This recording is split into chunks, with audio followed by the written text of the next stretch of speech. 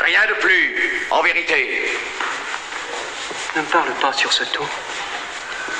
Je suis rongé d'une tristesse auprès de laquelle la nuit la plus sombre est une lumière éblouissante. Que je laisse mourir mes enfants, cela est impossible, vois-tu. Pierre est un homme. Il parlera et il sera mis en liberté. Oh, mon Pierre, mon premier-né. Rentrez chez vous. Tenez-vous tranquille. Faites mieux. Quittez Florence. Je vous réponds de tout si vous quittez Florence. Moi, un Pani, pour une parole d'un Salviati. Sachez, le Salviati voulait servir votre fille, mais non pas pour lui seul. Alexandre a un pied dans le lit de cet homme. Il y exerce le droit du Seigneur sur la prostitution. Et nous n'agirions pas au Lorenzo. Tu es un homme ferme, toi, parle-moi. Dis-moi ce que tu penses, je le ferai. Rentrez chez vous, mon bon monsieur. Quoi qu'il en soit, je vais aller chez les Pazzi.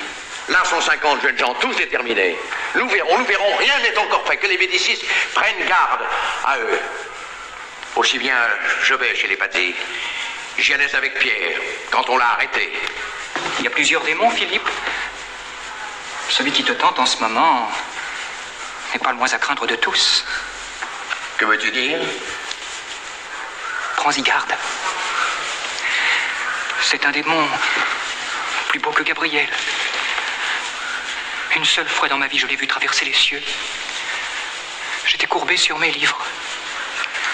Le toucher de sa main fait frémir mes cheveux comme une plume légère.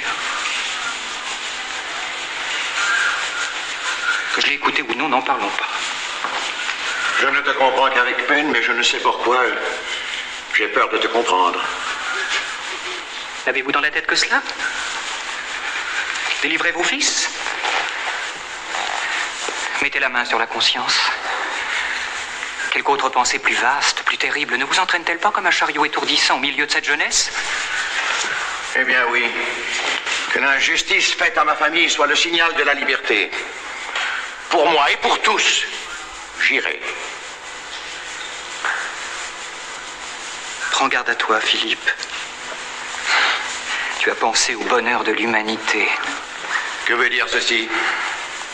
Es-tu dedans comme au dehors une vapeur infecte? Toi qui m'as parlé d'une liqueur précieuse dont était le flacon. Est-ce là ce que tu renfermes? Je suis en effet précieux pour vous, car je tuerai Alexandre. Toi? Moi? Demain ou après-demain? Rentrez chez vous. Tâchez de délivrer vos enfants. Je vous répète que d'ici à quelques jours, il n'y aura pas plus d'Alexandre de Médicis à Florence, qu'il n'y a de soleil à minuit. Tel que tu me vois, Philippe, j'ai été honnête. J'ai cru à la vertu, à la grandeur humaine, comme un martyr croit à son Dieu. J'ai versé plus de larmes sur la pauvre Italie que Niobé sur ses filles. Eh bien, Lorenzo? Ma jeunesse a été pure comme l'or. Pendant 20 ans de silence, la foudre s'est amoncelée dans ma poitrine. Il faut que je sois réellement une étincelle du tonnerre. Car tout à coup, une certaine nuit que j'étais assis dans les ruines du Colisée antique, je ne sais pourquoi, je me levais, je tendis vers le ciel mes bras trempés de rosée, et je jurais qu'un des tyrans de ma patrie mourrait de ma main.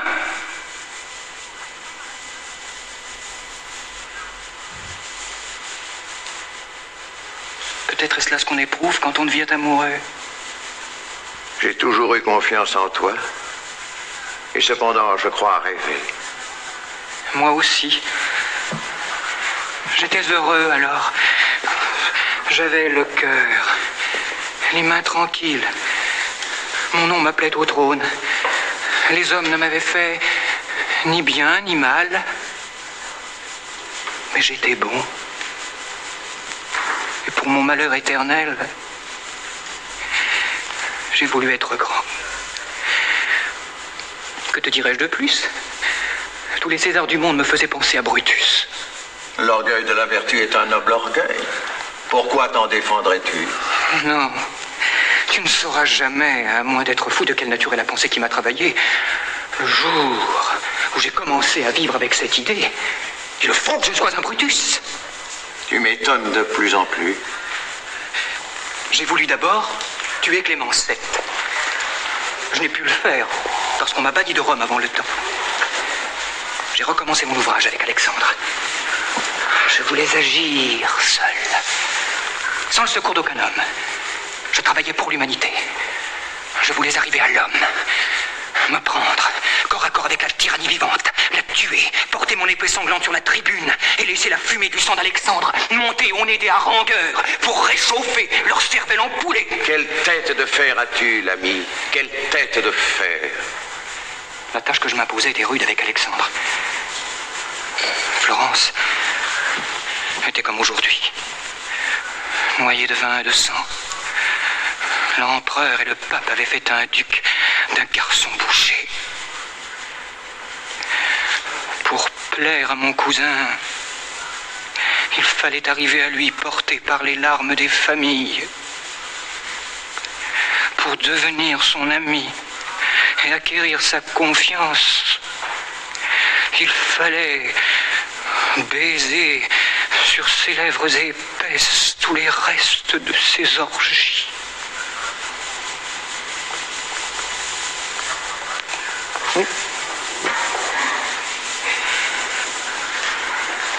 J'étais pur comme un lys. Et cependant, je n'ai pas reculé devant cette tâche. Ce que je suis devenu, à cause de cela, n'en parlons pas. Tu dois comprendre ce que j'ai souffert.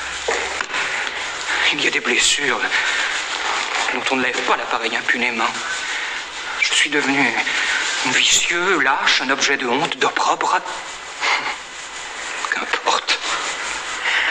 Ce n'est pas de cela qu'il s'agit. Tu baisses la tête. Tes yeux sont humides. Ah non. Je ne rougis point. Les masques de plâtre n'ont point de rougeur au service de la honte. J'ai fait ce que j'ai fait. Tu sauras seulement que j'ai réussi dans mon entreprise. Alexandre viendra bientôt dans un certain lieu d'où il ne sortira pas debout. Je suis au terme de ma peine, tout sera fait. Maintenant, sais-tu ce qui m'arrive et ce dont je veux t'avertir? Tu es notre Brutus, si tu dis vrai. Ah, je me suis cru un Brutus, mon pauvre Philippe. Maintenant, je connais les hommes et je te conseille de ne pas t'en mêler. Pourquoi? Vous avez vécu tout seul, Philippe.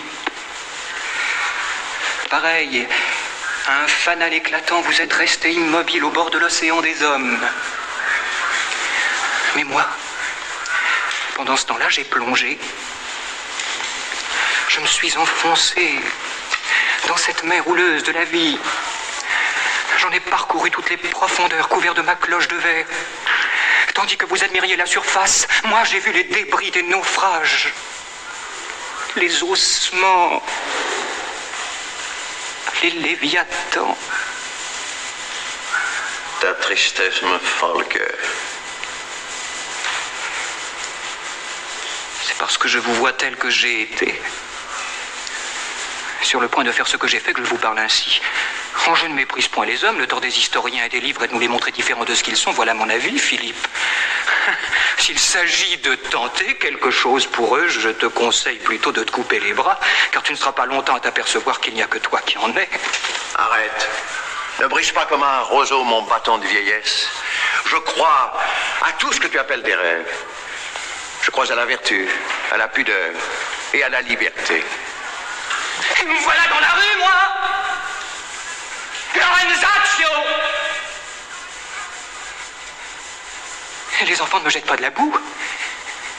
Les lits des filles sont encore chauds de ma sueur et les pères ne prennent pas quand je passe leur couteau et leur balai pour m'assommer. L'air que vous respirez, Philippe, je le respire. Mon manteau de soie bariolé traîne paresseusement sur le sable fin des promenades. Pas une goutte de poison ne tombe dans mon chocolat.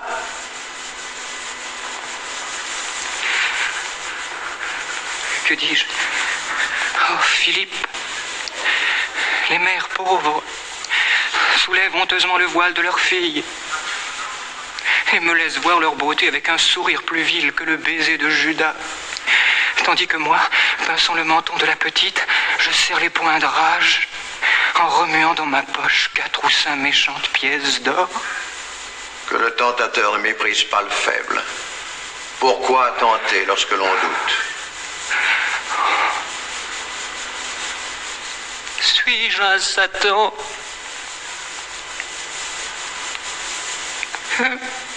Lumière du ciel. Je m'en souviens encore. J'aurais pleuré avec la première fille que j'ai séduite si elle ne s'était mise à rire.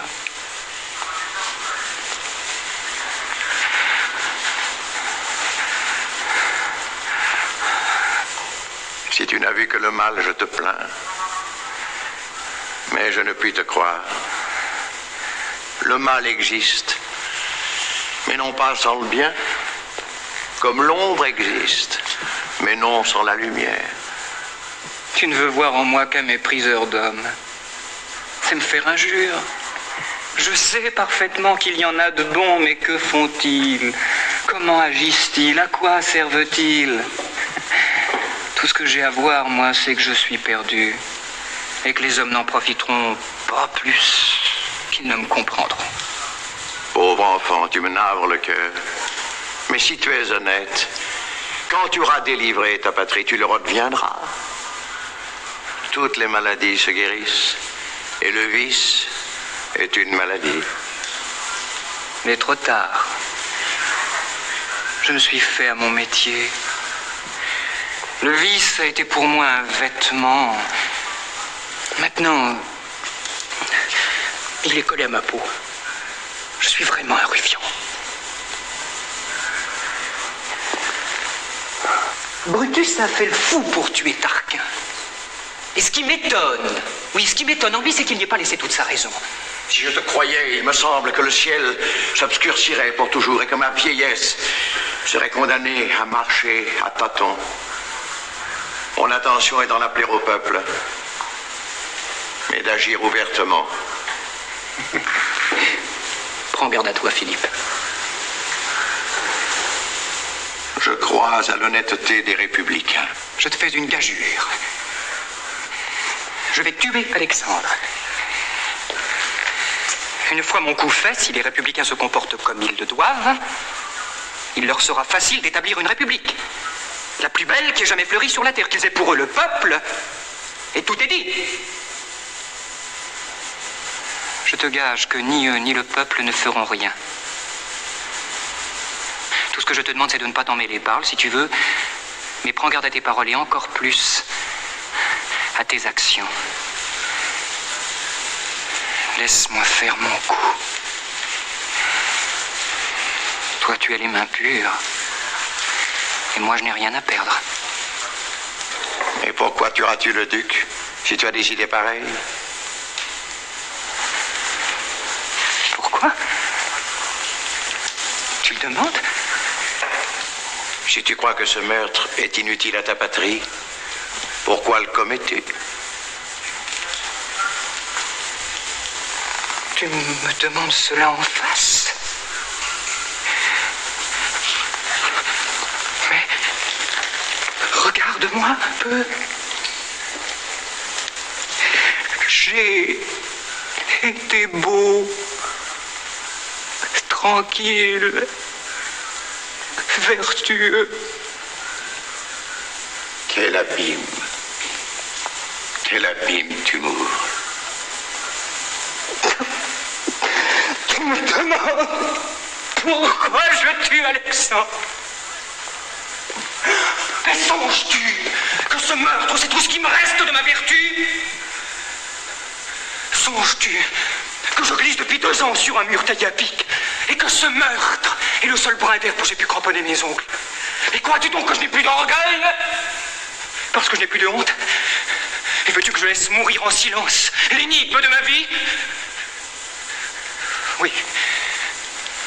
Cela est certain. Si je pouvais revenir à la vertu, si mon apprentissage du vice pouvait s'évanouir, j'épargnerais peut-être ce conducteur de bœufs. Mais j'aime le vin, le jeu, les filles. Comprends-tu cela? Si tu honores en moi quelque chose, toi qui me parles, c'est mon meurtre que tu honores. Peut-être justement parce que tu ne le ferais pas. Voilà assez longtemps, vois-tu, que les républicains me couvrent de boue, d'infamie. Voilà assez longtemps que les oreilles me teintent et que l'exécration des hommes empoisonne le pain que je mâche.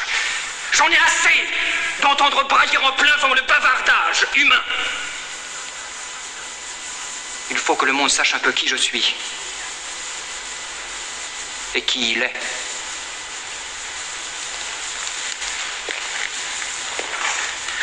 Dieu merci, c'est peut-être demain que je tue Alexandre. Dans 2 jours, j'aurai fini. Que les hommes me comprennent ou non, qu'ils agissent ou n'agissent pas, j'aurai dit ce que j'ai à dire, qu'ils m'appellent comme ils voudront. Brutus, Érostrate, il ne me plaît pas qu'ils m'oublient. Ma vie entière est au bout de ma dague. Et que la Providence retourne ou non la tête en m'entendant frapper, je jette la nature humaine à pile ou face sur la tombe d'Alexandre. Dans 2 jours, mes hommes comparaîtront devant le tribunal de ma volonté. Peut-être as-tu raison. Mais il faut que j'agisse. Je vais rassembler ma famille.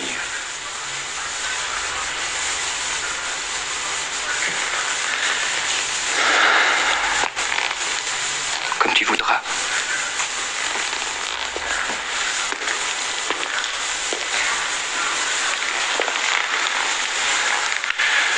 Garde-moi le secret, même avec tes amis. C'est tout ce que je te demande.